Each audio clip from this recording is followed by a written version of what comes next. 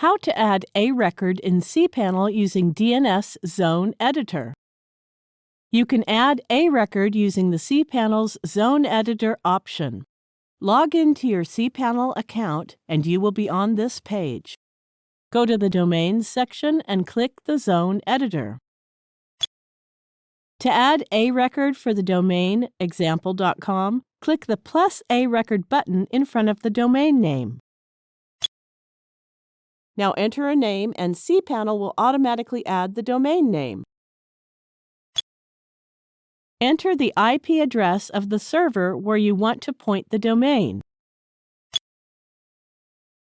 Click the Add an A record button.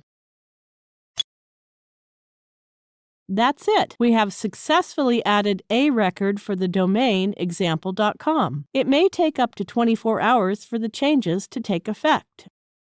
Thank you for watching.